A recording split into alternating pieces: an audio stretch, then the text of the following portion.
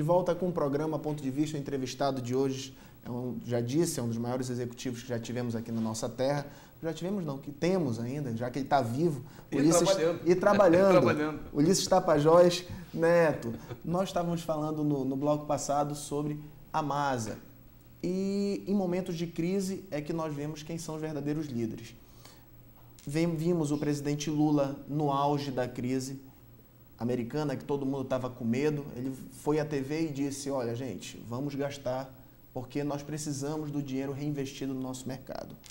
E a Masa também chegou a um ponto de quase fechar as portas e houve, em virtude, não só pelo um trabalho de equipe, e seu principalmente, que colocou na cabeça das pessoas a necessidade de crescimento, bonificações, benefícios. Como é que foi implementar aqui na nossa cidade esse sistema de trabalho que é muito utilizado fora do Brasil e que às vezes a nossa legislação trabalhista acaba impedindo esse tipo de trabalho? Rodrigo, eu aprendi de que muitas vezes a mudança, para que haja uma mudança, há necessidade de você passar por situações extremamente desconfortáveis, daquelas que ou você vai para frente ou então você acaba sucumbindo. É na crise que a gente vê quem é verdadeiro líder, né? Em 1993, eu era gerente de manufatura na nossa empresa, houve aquela grande crise, o presidente Collor tomou aquelas medidas de confiscar a poupança de todo mundo, ele abriu a economia, a importação de produtos estrangeiros, esses produtos chegavam no Brasil muito mais baratos e de melhor qualidade, com melhores recursos do que os produtos nacionais, e para competir com os produtos nacionais. E é claro que um produto estrangeiro mais barato, com melhores recursos, ele rapidamente mereceu a atenção e mereceu a preferência da população. As empresas brasileiras passaram por enormes dificuldades, porque elas não conseguiam competir com os produtos estrangeiros. Eles eram mais baratos, a população só comprava o produto estrangeiro. As empresas, para sobreviverem, elas tiveram que baixar o preço para poder competir com o produto estrangeiro. Mas elas baixavam o preço, mas elas não sabiam baixar o custo. A gente vinha aí da era das inflações desenfreadas, a gente vinha da era do mercado, de reserva de mercado. No final do mês o salário já tinha acabado. O salário já tinha acabado, quer dizer, havia aí toda aquela dificuldade. Então as empresas brasileiras, elas não sabiam fazer produtividade nem qualidade. Talvez você lembre, embora você muito jovem, mas o presidente Collor dizia assim, aqui no Brasil a gente fabrica carroças. Ele queria dizer que o nível dos nossos produtos era o pior possível. Como nós tínhamos que baixar o preço, mas não sabíamos baixar o custo, as empresas entravam em zona de prejuízo e, naturalmente, uma empresa que fica em prejuízo por um longo período, ela vai ao fechamento. A nossa empresa, aconteceu isso conosco, aconteceu isso com todas as empresas brasileiras e nós fomos, então, designados, naquela oportunidade, pelo nosso conselho, a fechar as atividades da nossa companhia. Nós tínhamos algo como 1.200 colaboradores e fechar a Masa naquela oportunidade, 1993, seria um desastre social muito grande.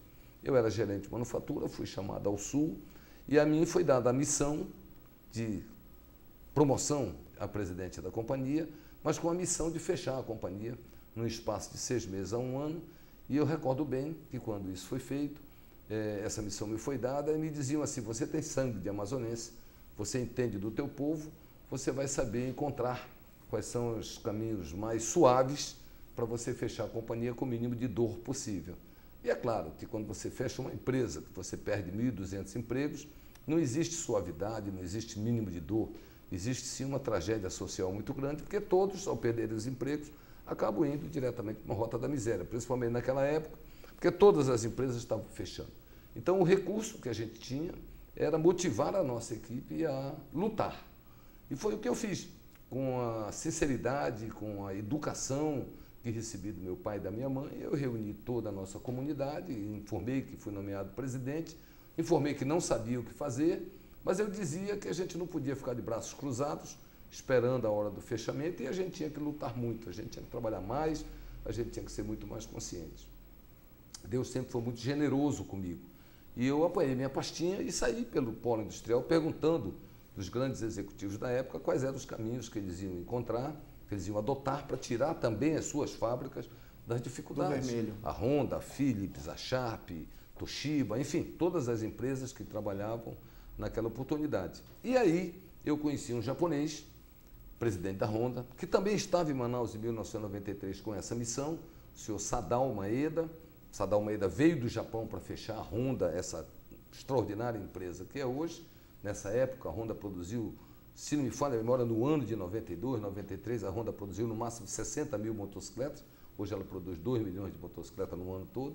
E o senhor Maeda era uma pessoa oriental, tinha vindo do Japão, era um misto de executivo e sábio, porque ele tinha uma experiência muito grande. Acabou que eu me aproximei do senhor Maeda com a minha simplicidade, e falava inglês arrastado, o senhor Maeda falava inglês arrastado, e quando a gente tomava saquê juntos, a gente soltava a língua e, consequentemente, a gente se entendia, se comunicava com mais melhor. facilidade. Eu até hoje digo que o saquê é um grande amigo do executivo, porque quando você toma um saquê, você viaja na maionese, você acaba se tornando mais criativo, né? E lá com o seu Maeda eu aprendi, então, os fundamentos de como fazer a Masa superar aquela crise. Ele dizia, no Ocidente, vocês gostam de fazer muitas coisas. No momento de crise, não faça muitas coisas, faça somente aquilo que é indispensável. E ele me ensinou os 4 caminhos que eu segui rigorosamente para fazer com que a nossa empresa vencesse a crise. O primeiro deles é que ele dizia, você hoje é líder de um exército de 1.200 amazonenses. E quando você é líder de um exército que está em dificuldade, você tem que criar um sonho, levar esse sonho ao seu exército, fazer com que o seu exército acredite nesse sonho, porque eles vão buscar força interior para vencer todos os obstáculos, para fazer com que aquele sonho se realize. Em 1993, a Masa estava para fechar e eu dizia para a nossa equipe de que o amazonense é muito forte, de que o amazonense é muito guerreiro e que a gente tinha toda a condição, se a gente acreditasse em nós e se a gente fosse disciplinado, perseverante, cada vez mais trabalhador, de em 10 anos depois sair daquela situação de fechamento e ser a melhor empresa de Manaus. Não se imaginava ser a melhor do Brasil, de jeito nenhum. Ser a melhor empresa de Manaus. Isso foi em 1993. Em 2003, foi o primeiro ano que a Masa entrou no ranking da revista Exame das 100 melhores empresas do Brasil. Como nenhuma outra empresa amazonense entrou nesse ranking. O primeiro objetivo já tinha sido alcançado. O primeiro objetivo tinha sido alcançado. E o seu Maeda me dizia, para você conseguir isso, primeiro, você tem que encontrar recursos internacionais que financiem a troca de tecnologia. Hoje você tem máquinas muito velhas, daí que o presidente Collor dizia que a gente fabricava carroça. Nós conseguimos essa linha de crédito.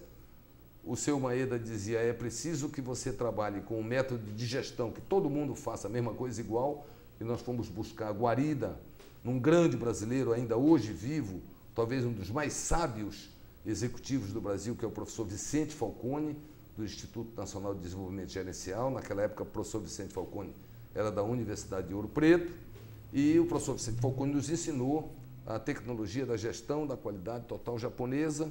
Nós trouxemos isso para os nossos colaboradores. E, principalmente, nós investimos em pessoas. O grande segredo foi fazer com que as nossas pessoas acreditassem em si. Naquela oportunidade, em 1993, nós tínhamos 85% dos nossos 1.200 colaboradores praticamente analfabetos. Eles eram semi-analfabetos, só sabiam escrever. E como a gente tinha que trocar a tecnologia por uma tecnologia avançada, computadorizada, não se podia fazer isso com aqueles 85% de colaboradores, aproximadamente 1.000 colaboradores. A decisão técnica talvez fosse demite todos 1.000 colaboradores e contrata 1.000 colaboradores com o 2º grau, porque nós vamos trabalhar com nova tecnologia. Essa talvez fosse a decisão técnica, mas socialmente seria a decisão mais injusta possível, porque os nossos colaboradores eram semi-analfabetos, porque nós, líderes, não tínhamos dado a eles os recursos necessários para que eles estudassem.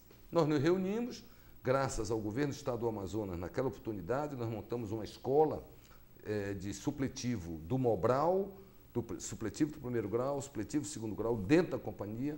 Os 1.000 colaboradores foram estudar.